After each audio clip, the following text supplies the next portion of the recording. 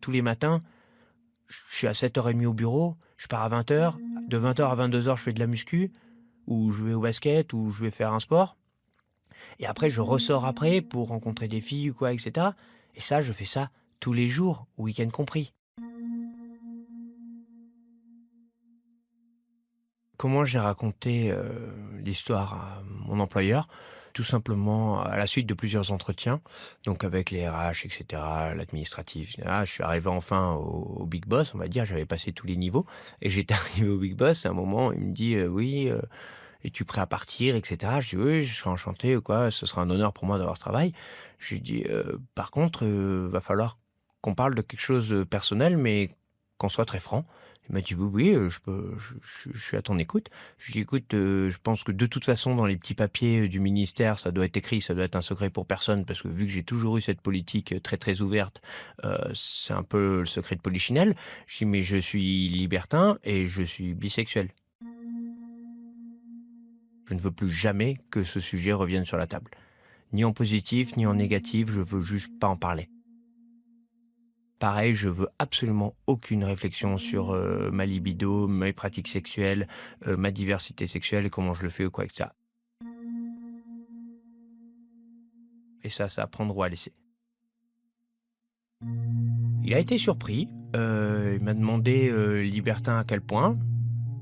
Je lui ai dit: C'était la fin de ma phrase en fait. C'est un oui ou c'est un non». Et on n'en a plus jamais parlé. Plus jamais.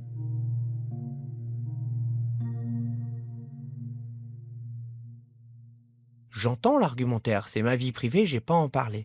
Et le problème, c'est qu'à force de ne pas en parler et à force de faire semblant d'avoir une sexualité comme tout le monde parce que c'est ma vie privée, eh ben forcément, les gens ont l'impression que la sexualité est normalisée et que toute déviance est absolument inacceptable. Donc oui, je l'affirme déjà ouvertement pour des raisons politiques. Il y a aussi, le point de vue de l'affirmer ouvertement, parce que je n'ai pas envie qu'on me le reproche. C'est déjà arrivé et c'est absolument exclu, ça me rend très mal et c'est important qu'ils m'acceptent, tel quel.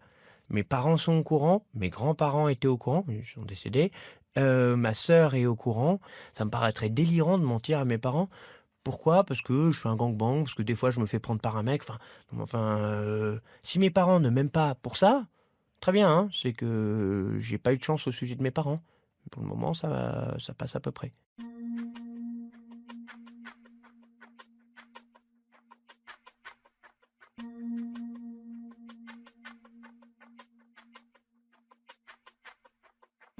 L'annonce auprès de ma sexualité auprès de ma mère a déjà été progressive et ça l'a relativement, finalement, assez rassurée parce c'est une féministe, très offensive, on va dire, génération 68, très militante, très, libertaire. Mais c'est vrai que du coup, avec cette vision du monde, elle avait une vision de ma domination dans le jeu sexuel comme de quelque chose qui était une domination sociétale également. Et que oui, j'avais une tendance dominant, mais pas forcément, que j'étais, contre l'égalité du droit des femmes et cetera. Bien au contraire, ça l'a beaucoup libérée. Par contre, il est vrai que, mon père, lui, a été extrêmement fier du côté très libertin et de mon succès auprès des femmes. Par contre, il arrive absolument pas à aborder la problématique de la bisexualité.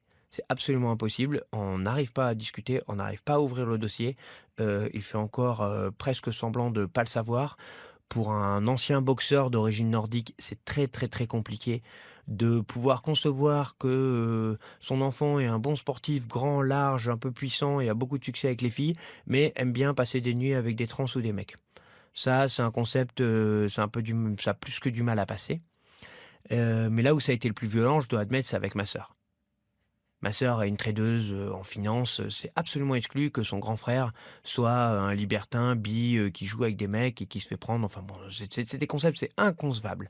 Donc elle passe son temps à faire semblant que mon couple libertin est un couple normal et que, ma sexualité est normale et toute référence évidemment à la bisexualité, rien que retourner sur Paris à la Gay Pride, c'est sans arrêt, chaque année, une référence, mais enfin pourquoi tu y vas? C'est inconcevable et à chaque fois je lui dis: «Chloé, tu le sais très bien, je suis bi».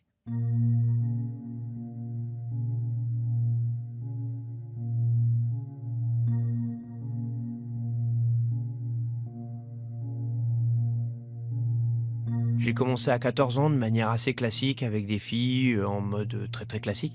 Je ressentais, hein, ces pulsions sexuelles très fortes et j'avais en tout cas l'impression qu'elles étaient beaucoup plus fortes que chez mes amis. Je me masturbais en permanence, j'avais des besoins complètement sidérants. Les fois où je suis arrivé, avec des filles, au final, j'étais extrêmement frustré et à 16 ans, j'ai eu ma première expérience homosexuelle avec un jeune garçon à peu près mon âge et ça a vraiment été un déclic. Mais le grand déclic, ça a été, mes premières rencontres à Paris, lorsque j'ai réussi les concours et que je suis rentré dans les grandes écoles.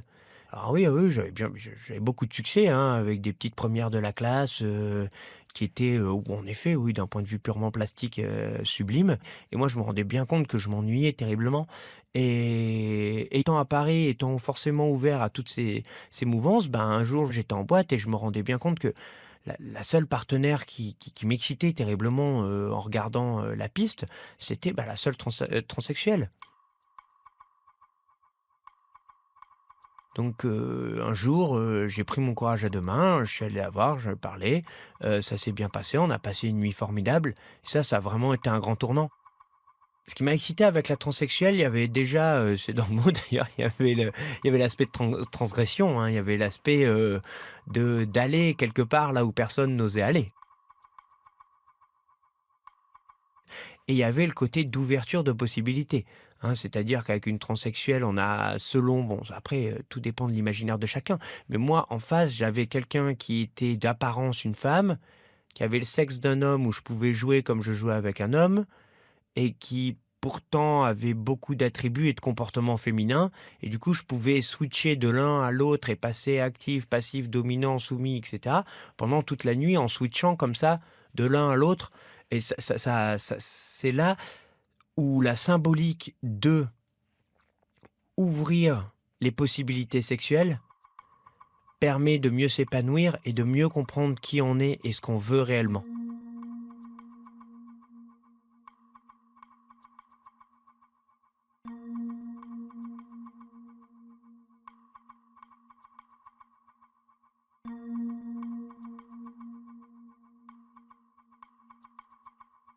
Ma découverte de la domination et de la soumission, elle s'est passée environ quand j'avais 22-23 ans. La découverte a été brutale. J'avais vraiment un rapport à la violence qui a toujours été très, très, très compliqué et je sentais dans mes relations sexuelles précédentes qu'il y avait cette dimension qui manquait, mais très compliqué de l'exprimer. Et j'ai fait une rencontre d'une, soumise, qui était très portée sur la violence la première fois que j'ai très clairement frappé sur une femme, je dois avouer, j'ai joui tout de suite. Quand j'ai frappé cette femme, sur le coup, j'ai eu, donc un immense plaisir puisque j'ai joui immédiatement. Mais le sentiment était trop fort. Je suis vraiment parti pendant 1 heure. Elle m'a rappelé en me disant que ça allait très bien, que tout allait bien, que c'était admis, qu'elle était OK et qu'elle avait qu'une seule envie, c'était que je revienne. Et j'ai eu, un effet de destruction de mes valeurs sur le coup. J'ai eu l'impression que mon monde se chamboulait puisque, je pouvais être violent et je pouvais avoir plaisir à être violent. Pourquoi ça m'avait terriblement excité? Pourquoi j'avais qu'une seule envie, c'était de le refaire?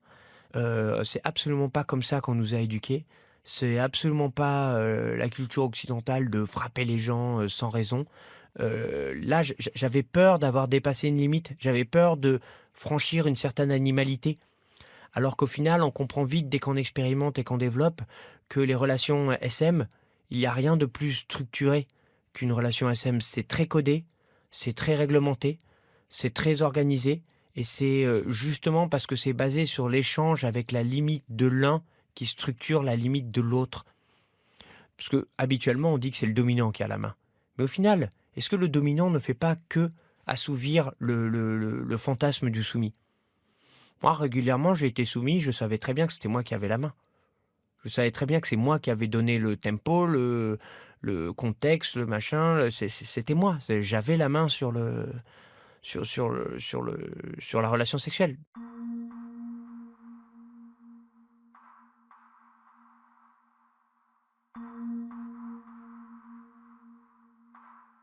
Alors le safe word ou le mot-clé, hein, c'est, le mot qui permet à la soumise ou le soumis, hein, de d'arrêter immédiatement l'acte sexuel ou le jeu, à partir du moment où celui-ci devient trop intense, ingérable, enfin pour peu importe, quelle raison d'ailleurs. Et il faut absolument le respecter. Ça m'arrive régulièrement que le mot-clé arrive. Le but à un moment, peut-être pas à la première rencontre avec quelqu'un, mais lorsqu'on pousse la relation, le but est bien d'arriver au mot-clé, justement pour distinguer les limites.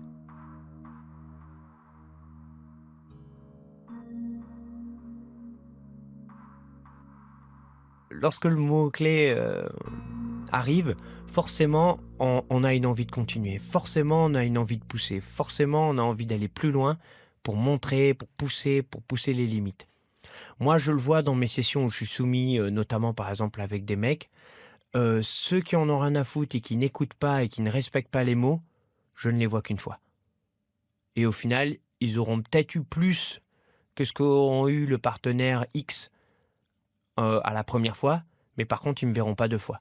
Alors que le partenaire X qui aura respecté les limites que je lui aurais fixées, je pourrais le voir 10 fois, 15 fois et à la 10e fois, 15 fois, il aura, 10 fois plus que ce qu'aura eu le 1er à la première rencontre.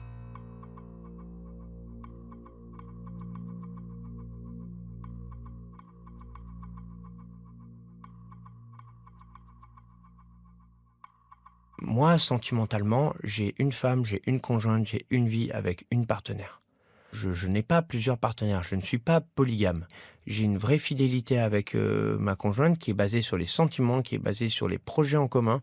D'ailleurs, on cherche à acheter un appartement, on a 2 chats. Pour les enfants, on verra, c'est pas le projet pour le moment, mais on verra sur le long terme, c'est pas un problème. On a un vrai couple qui avance comme tous les autres. Il y a le seule question de l'exclusivité sexuelle qui n'est pas la même et la recherche de fantasmes dont on discute ouvertement, ce qui n'est pas le cas de beaucoup de couples et en plus qu'on ouvre à d'autres partenaires. Quand on nous voit dans la rue, on nous voit au cinéma, personne ne se dirait, «Tiens, voilà un couple libertin, et on fait des cocktails, officiels avec des hauts ministères» et personne ne se dit: «Tiens, bah, oui, ils doivent être libertins, non?» Enfin, on passe comme un couple tout à fait normal. Lorsque 2 dominants sont ensemble, le libertinage devient obligatoire. C'est-à-dire que de toute façon, il y a toute une gamme de pratiques. Donc elle, elle exprime toute sa partie très domina ailleurs, avec d'autres partenaires qui sont des fois, parfois des amis à moi d'ailleurs et vice versa. Nous, on a une sexualité, au final, beaucoup plus classique, mais très cérébrale dans le sens où on joue sur les limites de chacun qui sont très facilement identifiables vu qu'on est tous les 2 dominants. Donc on arrive très vite à la limite de chacun, mais c'est ça qui est drôle, c'est pousser chacun, pousser l'autre dans ses retranchements. Je peux être très attiré en tant que dominant d'amener ma compagne à un gangbang et recruter les hommes et faire le scénario, détailler le lieu, etc. Vraiment rentrer dans les détails, ça peut m'exciter terriblement. Par contre, dans un autre sens, ça m'est déjà arrivé participer à un gangbang en tant que simple bite sur patte qui arrive. Là, moi, incapable de bander devant une fille qui est absolument sublime. Et là, j'ai trouvé, t'es pas arrivé à bander parce qu'il y a quand même un fond très égocentrique chez moi que j'ai mieux compris, qui est en fait, si tu n'es pas persuadé que la fille veut toi et pas un autre, ton ego prend une claque trop forte pour continuer à arriver à bander.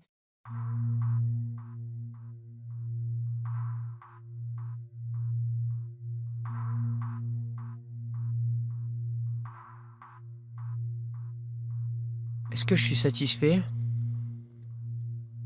Je suis satisfait de mon image. Je suis satisfait de ce que je renvoie. Je suis satisfait de comment les gens me parlent et comment les gens me considèrent. Est-ce que je m'aime? Non, clairement pas. Y a rien à faire. J'ai aucun amour-propre, j'ai aucune considération pour ma propre personne. Le lien entre mon manque d'amour-propre, entre, le fait que je sois globalement un gamin je reste un gamin très triste, à 33 ans, je reste tu un gamin très triste et dès qu'on me connaît un peu, ça se voit.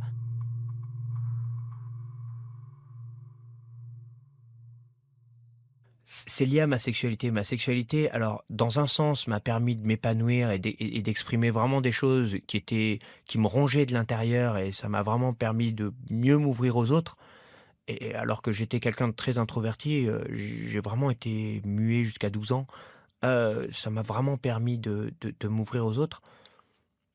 Mais ma sexualité, elle me bouffe du temps, mais elle me permet d'exprimer une violence que j'ai en moi, une violence qui m'a toujours rongé et qui permet au moins de sortir d'une manière qui est totalement admise d'un côté comme de l'autre. Je ne pourrais pas me passer de sexe, absolument. C'est vraiment un C'est vraiment quelque chose qui m'angoisse terriblement, hein. Là, j'ai 33 ans, je sais très bien que je suis dans les critères de beauté occidentaux, je sais que j'ai aucun problème avec ça, quoi, et cetera. Et je sais que comment je ferai dans 15 ans, quand je serai plus dans les critères, quand je serai vieux. L'agressivité que j'arrive à exprimer à travers le sexe va se reporter ailleurs. C'est tout simple, hein, c'est très simple. Donc soit j'arrive à compenser avec le sport, soit, si en plus on est dans une grosse phase de travail où je peux pas compenser par le sport, bah, je deviens très agressif envers mes collaborateurs. Et ensuite, il y a la seconde phase où je deviens très, très triste. Et donc là, c'est dépression lourde, pleurs à n'importe quel moment, dès que je mets une radio, une chanson qui me touche, je pleure. Enfin après ça peut toucher profond. Donc c'est pour ça que c'est pas vraiment une très, très bonne idée de pousser l'idée de jusqu'où on peut aller en termes de manque de sexe, c'est Est-ce que je suis dépendant sexuellement? Arte Radio. Oui, je pense que j'aimerais bien dire autre chose. Point J'aimerais bien dire que je le suis pas, com. mais c'est pas vrai.